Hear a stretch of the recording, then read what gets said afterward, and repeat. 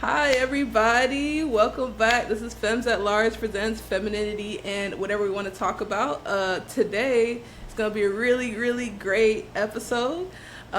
We have here former Miss Trans Global Nigeria 2021 human rights activist, executive director of Trans Pride Africa, and co-director of Creme de la Creme House of Fame, Miss Adanna Electra Joels. Everybody say hello. Thank you. Okay, cool. So, Adanna, tell us a little bit about yourself. What is it like being Adanna? Being Adanna has been fun. Firstly, my name is Adanna Electra Joels, and I'm a transgender person, and I'm Nigerian as well.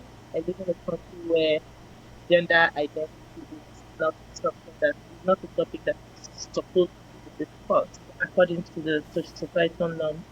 But I've been able to be myself, live my life, even with the prejudices, with the societal norms, with the pressures from both the government, family, friends there.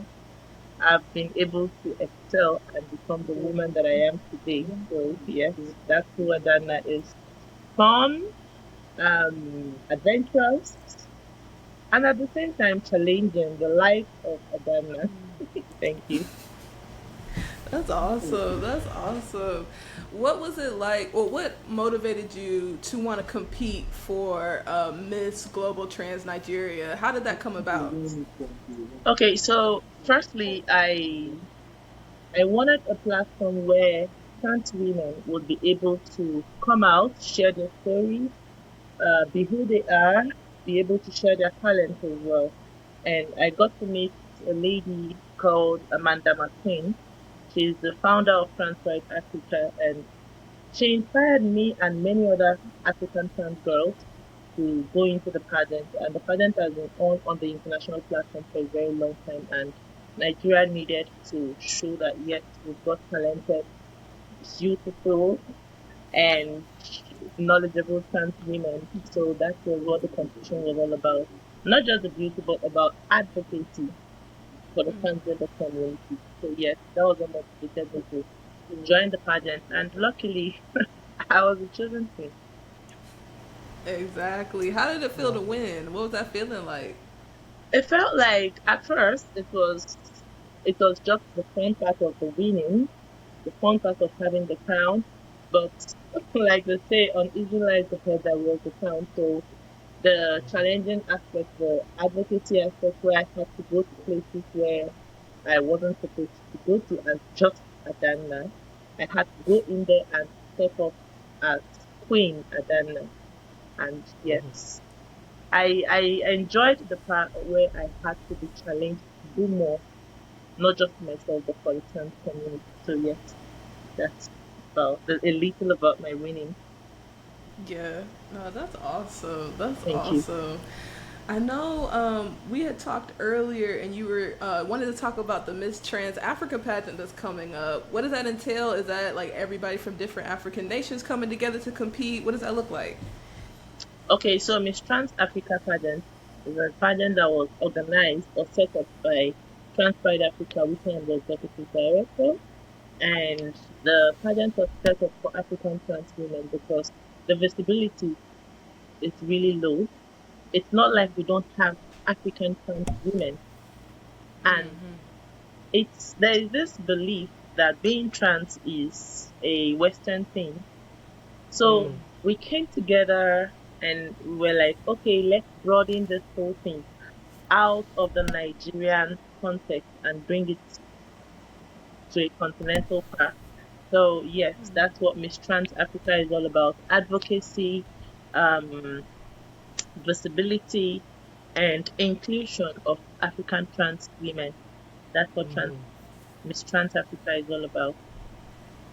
Wow, that's actually really beautiful. Thank you for that. Thank I you. think that's really important because I feel like one reason I really wanted to speak with you is because I feel like there's other nations who are definitely like we know about their trans awareness, but not so much of African nations. So I Yes, really appreciate you coming on and talking with us, and I'm hoping that we can help spread awareness and just like not just like the struggles of trans people, but the beauty as well, and just yes, like trans women just living, trans people just having fun and like just being great. So yeah, so I appreciate you coming on with us. Thank you very much for having me as well. Absolutely. I had another question I wanted to get into. So, what what started your desire for like human rights activism? Like, did it start with the pageant, or was it something before that? How did that start? My advocacy or activism journey, I- it was motivated by myself because I faced a lot growing up in Africa, in Nigeria, as someone who was being perceived as odd, someone that was being perceived as abnormal. I went through a lot of conversion practices. I went through a lot of psychological corrections, Mm. forcing me into boys' school just to make me very masculine and all that and all that. So, behold the masculinity. And yes, and when I got a hold of myself and got a hold of my future and what I would want my life to be like, I knew that there would be some other people that will be going through all I went through and even worse. So I wanted to really speak up for other people. Luckily, I was able to get myself before I was before the suicide thing would get stuck in my head and all that. So because yes, there are trans persons, queer persons, LGBT persons who have gone down that path. So it was a part where I didn't want to go through, and I didn't also want that for other people. So I had to step up my game, not just be a trans woman only, but to also advocate for the rights and health for disability and inclusion of other persons as well. So yes, that's it. Wow, that's powerful. We appreciate that hard work. Like, Thank you very it's Yes. much. amazing. So necessary. Absolutely. Absolutely. Mars, is there anything you were thinking of that you wanted to ask or check in about? Yes, absolutely. Well, firstly, my Niger sister, I'm not Nigerian, I'm Ghanaian on my father's side. So in another life, I think we would probably be not sisters, but we are. We're, We are we're sisters. still sisters. We are still sisters. But I wanted to ask you because I know in America, for many trans activists or just activists in general in across the deep south, it Hmm. can be so incredibly taxing. So, what I wanted to ask you, or if you had any words of encouragement for other women across Africa that are doing the same work that you're doing, how do you kind of like keep your head? Like, what do you do to not take on all of the emotional labor that it requires to do this type of um, advocacy? Okay. So firstly, I'll give my advice in two ways. First, Mm-hmm. from being me, Adanna, and then secondly, being a woman. So firstly, my how I get to keep my sanity together even after all this and even after the bad negative comments I get and all that is the fact that Mm-hmm. I am someone who hardly cares about what people say. I am someone who, as long as what I'm doing is not going to affect anyone negatively, there is nothing you can say to stop me. I'm someone who, Mm-hmm. according to my family, they said my ears are designed. They're just designed. It's a part of my body that is unnecessary because I don't listen. So yes, Yeah. I have been able to fight. I've been able to struggle to be Mm-hmm. where I am today. So that's what one thing I'm gonna say from my personal life. And then something else I'm gonna say to every activist out there, mostly women, is the fact that there is nothing you do in this world that is good enough for Mm-hmm. everybody. You're not gonna Mm-hmm. get approval from everybody. The fact that I love rice doesn't mean someone else must love rice. But at the Mm-hmm. same time, I should learn to have my rice in peace on my lane and not try forcing or shoving it down someone else's throat. So it's a way of saying stay focused on what you're doing. Stay focused on the path that you're fighting for. Be you a trans person, be you a non binary person, a lesbian person, a gay person, a feminist, as long as you're advocating for humanity, we are advocating for humans. We are not advocating for negativity. Being who I am doesn't make me a bad person. It's my body, it's my right, and it is who I want to be, and that is who I've become today. So if I was turning around and throwing stones at every dog that barked at me while I began this journey, I wouldn't have gotten to where I am today. So ignore the barking dogs and move forward. That's all I have to say to every activist.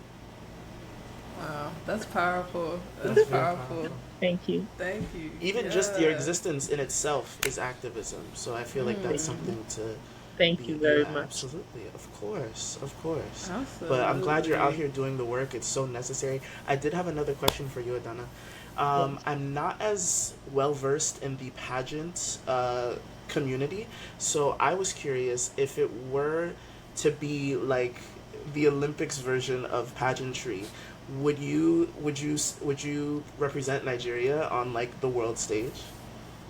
So apart from the Olympic version, if it's on any version of representation, as long as the visibility, the inclusion, and all I stand to promote, I'm going to represent my country, my continent, my belief, the diversity.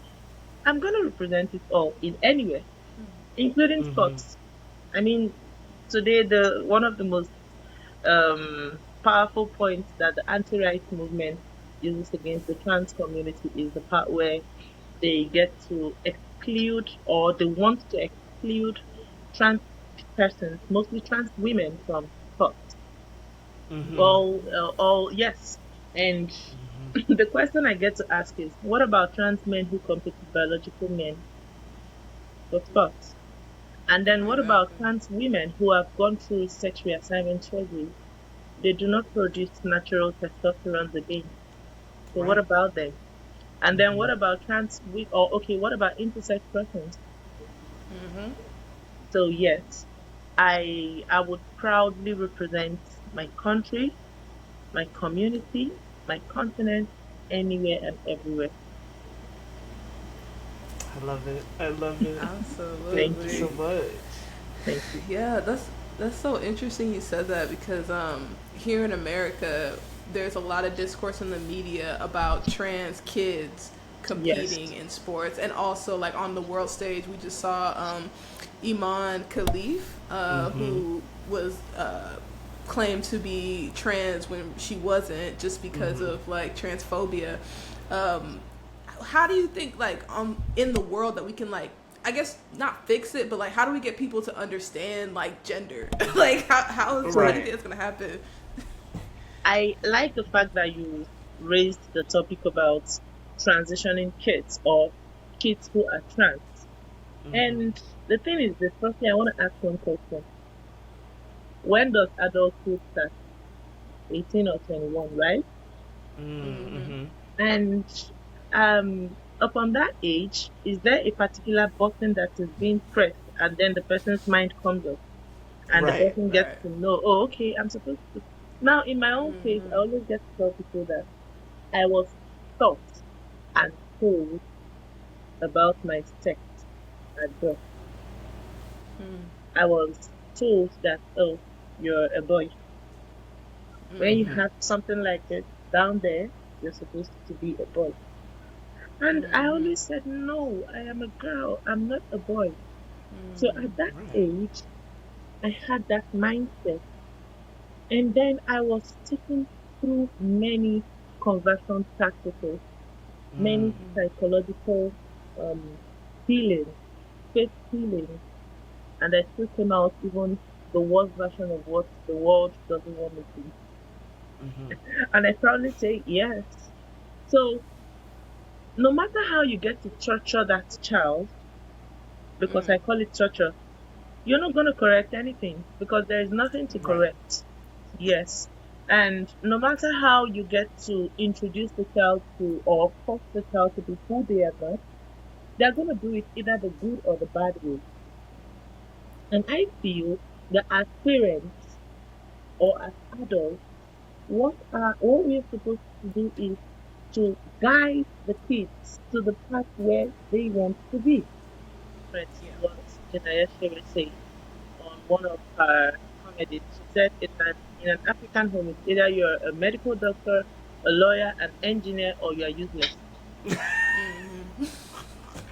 That's Yeah. so real. And and when a child doesn't want to be a medical doctor, you don't want to be a lawyer, and there is a path where you want to take, but Yeah. not what your parents approve of, doesn't mean the child is brainless. Doesn't mean the child is senseless. So I mean, stopping kids from identifying the way they want to, I think that's a violation of human rights because they're humans as well and they have rights to gender identity as well, just like we do. Absolutely, amen to that. Thank you for that, because Thank people, I feel like society is still just in a state where they try to force things and then Yes. claim that new ideas or new ways of thinking is forceful when it's not. So yeah, I appreciate you for that. One thing I wanted to touch on was how proud you are to represent Nigeria and everything you do, but how does that feel when Nigeria doesn't like respect or like uphold queer trans rights? Like, how does that feel for you in the community? So the thing is this, I'm a Christian and I would make reference to who we look up to as the author and finisher of our faith, that's Jesus Christ. He wasn't accepted, but he became the savior of the world. So I don't need an approval from my country, from my president, from anyone, from family, to be who I am and to represent. And if I do not do this job, I'm not going to have people like me who would have that confidence to be themselves. So I'm not just doing it for myself, I'm also doing it for the community. I mean, it's not going to take so much to just go on with my transitioning, go on with my social life and just be on a low key, but I am out there for others, for African trans persons and non-binary persons too. Absolutely, Yeah. absolutely. Thank you for that. Thank you. So like, I wanted to take this interview to like really help educate, especially like I feel like American and American queer people who just don't know the struggles that are going on in Nigeria right now. And one of them that I was studying was just the mass arrests that are happening with large gatherings. Could you go into that a little bit and how that's affected the community? Oh, well, the law enforcement agents here in Nigeria are bullies. I'll say that, and they always want to pick on marginalized persons, minorities, including women, because there are parts of Nigeria where at night, as a woman, I can't go out because I'll be assumed to be a sex worker, which isn't illegal, which isn't really defined as illegal. Also, sex work is work, Right. but because it's a woman, not a man, when they see a man, they don't really, or rather, when they see men, they don't really do much. They just get to maybe ask questions and all that. But as long as it's a woman, oh, you're a sex worker, it's assumed that you're a sex worker. Now, bringing it down to the queer community, these are marginalized persons. These are persons who they assume that they do not have rights. They are not supposed to live. They are not supposed to have rights to peaceful gathering. Yeah. And when we have parties, when we have conferences, meetings, gatherings, they come in and get to harass people. And this is something that we've been fighting for because in the Constitution of Nigeria, everyone has the right to peaceful gathering. And we gathering there, we are not displaying sexuality. We are discussing or we get to discuss about the problems and challenges we face as sexual minorities or gender minorities. But the police, who always get to invade our programs or our gatherings, do not get to understand it that way. But right now, gradually, a very, very gradual process though, we are getting there in terms of having that space or that power to have our spaces. It's not something that is very, very easy. It's not something that is um, very fast to achieve, but we're taking baby steps towards these things. And I would also want to say to people, mostly Nigerian queer people, know your rights, know the kind of people you are with, um, know the right things to say at the right time. I'm going to give you an example. Something happened a few months ago. Um, a set of queer women, trans women actually, were seen in a car going for a party, and the police were able to clock two out of them. And then they said, "Oh, you're men dressed as women. Where are you going?" And then others started panicking, and that was how they were able to know that, oh, you all are actually a clique. And then they said, okay, call someone to come and bail you. They said, okay, we're going to call our leader. And I was called. When I was on my way there, when I got there, I got down from my car, and one of the police officers said, "Oh, this lady is beautiful." The other one said, "That's a guy. That's a guy." His colleagues have confessed that it's a guy that is coming, that dresses like them as well. So you can see that there's been a breach of information, there's been a breach of confidentiality, and even me going there as an activist, I was at risk.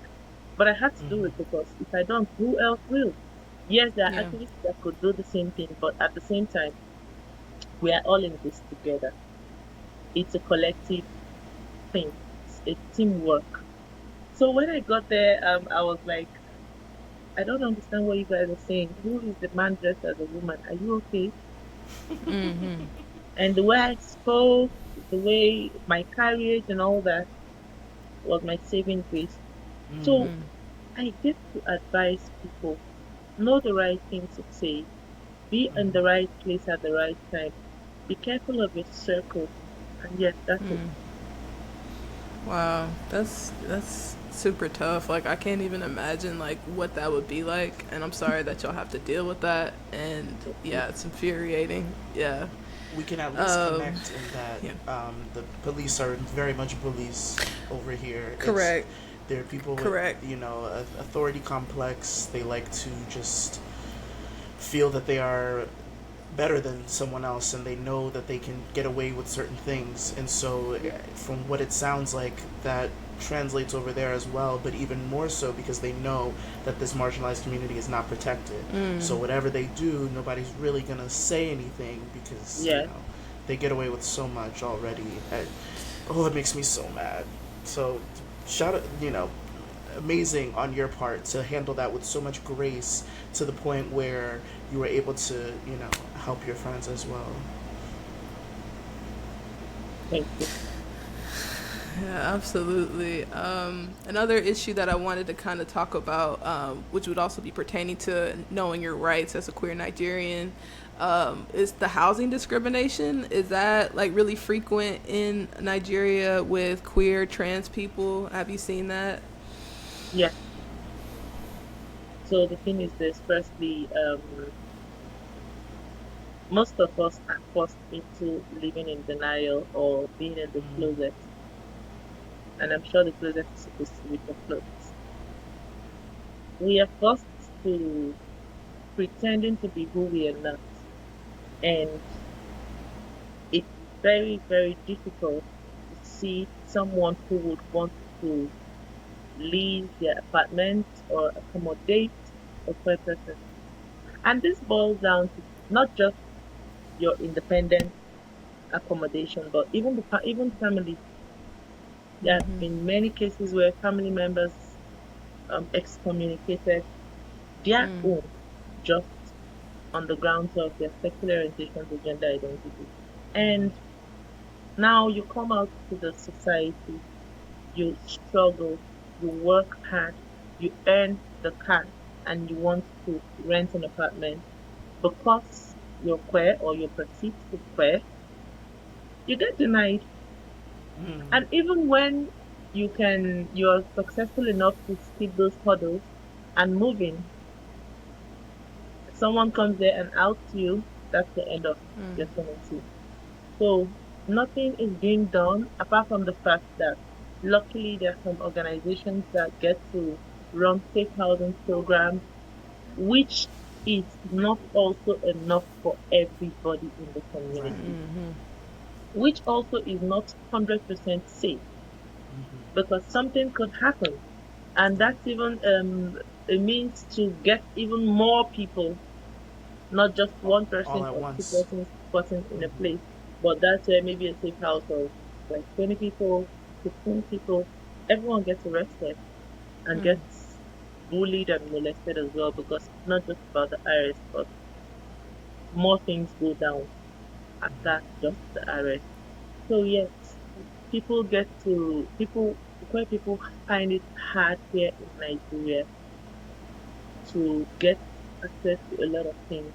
Healthcare aspect also is Terrifying, because I feel like here in America, they're trying to roll back more and more protections that a lot of activists have been able to come together and bring for trans people and queer people, and non-binary people. And so I'm hoping that people who watch this can understand the importance of advocating for trans people, especially in like the Western countries that everybody deems as super free. Like, this shouldn't be allowed. Like, every human deserves the right to health care. Every human deserves the right to be treated as a human in life or in death.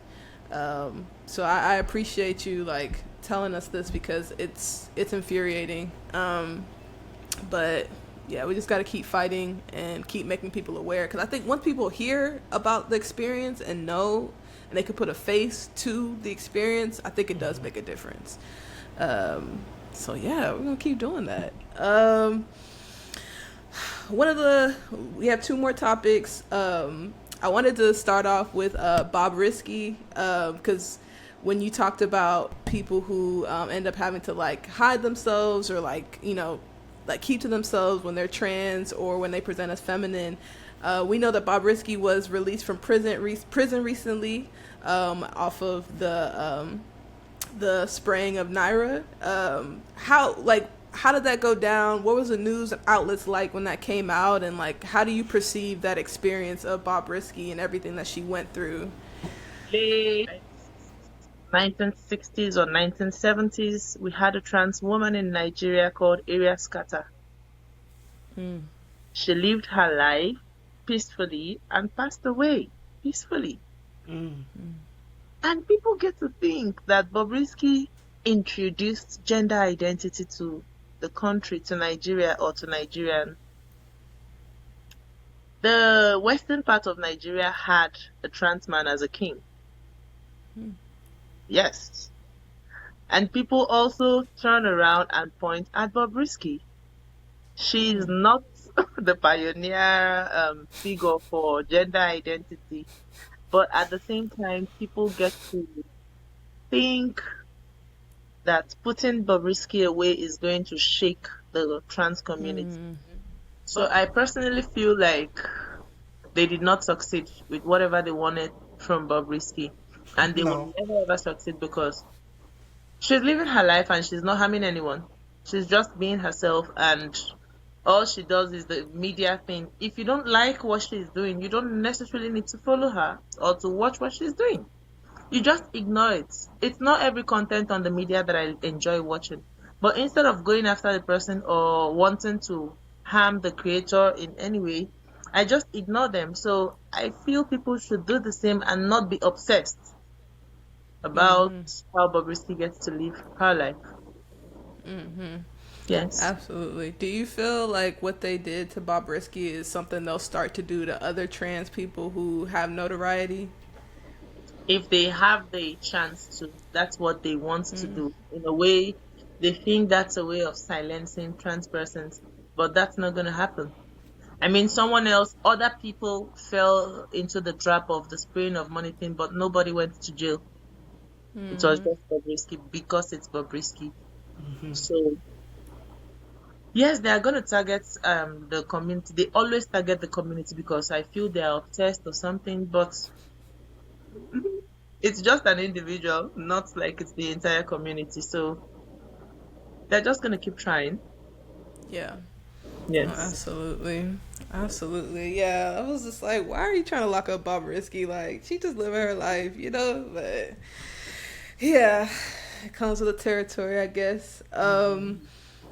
Yeah, I wanted to also talk about the recent murder of Abuja area mama, and I wanted to like get some more insight on from you on the situation since us in America aren't as familiar. So, area mama, late area mama, may her soul rest in peace. She was my friend, and area mama was a sex worker, a loud sex worker. She was very loud about the whole thing. She was vocal about it, even on the media. She got to tell people, yes, I sleep with your husbands, so don't come after me, and things like that. And I tried as much as possible as a friend to talk to her. I know of many people who also did, because it's a transphobic country. It's a place where we're not welcome.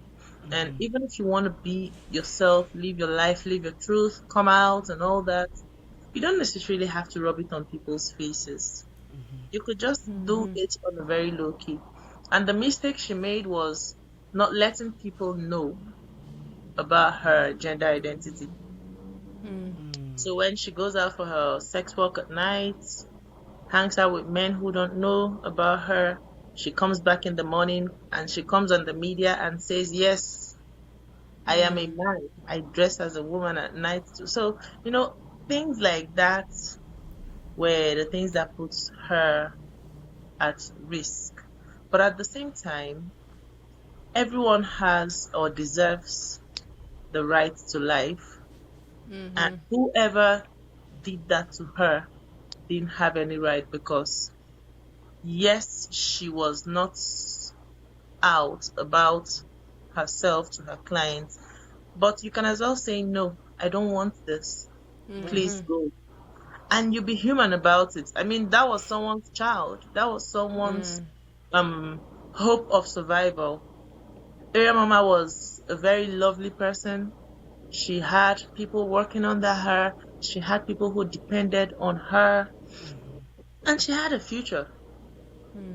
But someone decided to play God, just like many people are also saying that, oh yes, she deserves it, and many of them also deserve it. When I get them, I'm going to do this to them, I'm going to do that to them, and all that and all that. I mean, these are humans like you. The only difference is the fact that they decided to change their wardrobes, or they don't want to sleep with who you think they sleep with.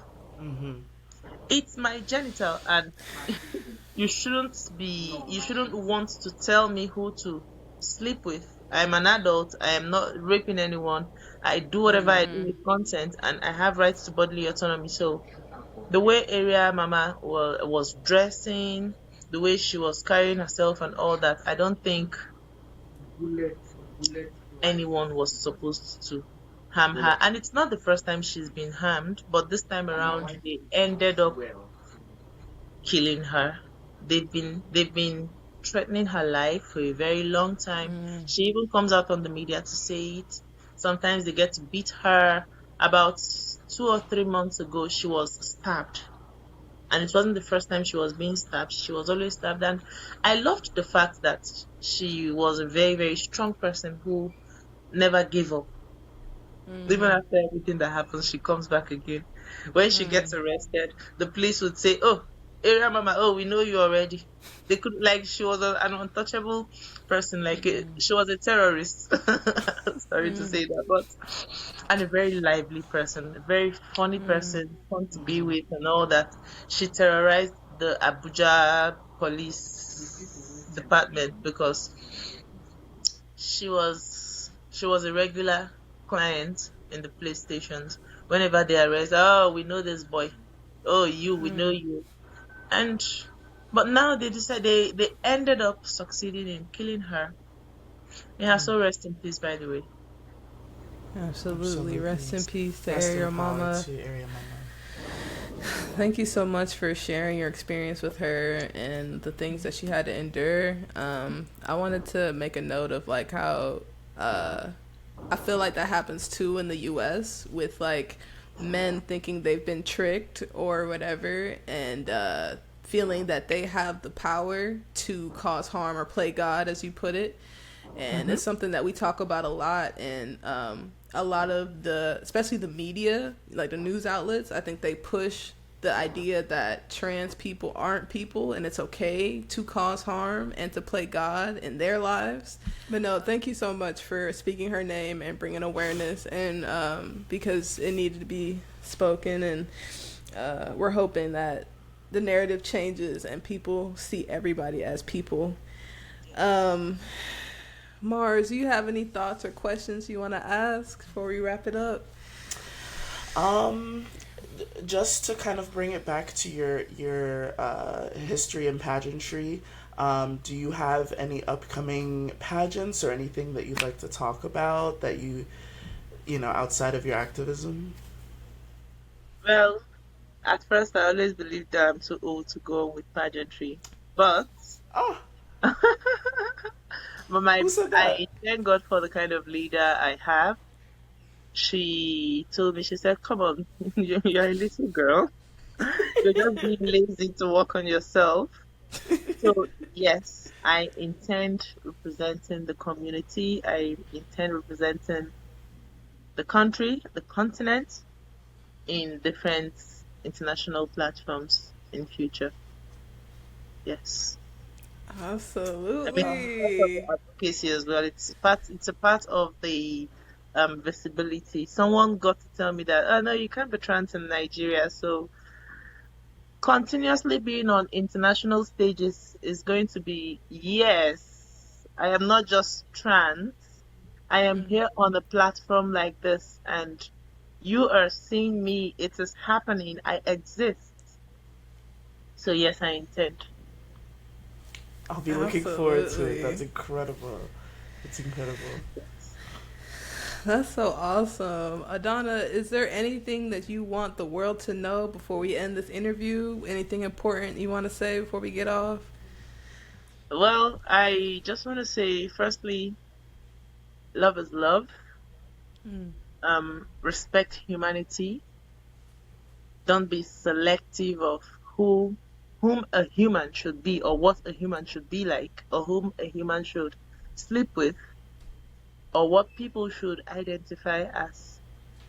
You cannot create, you can only reproduce.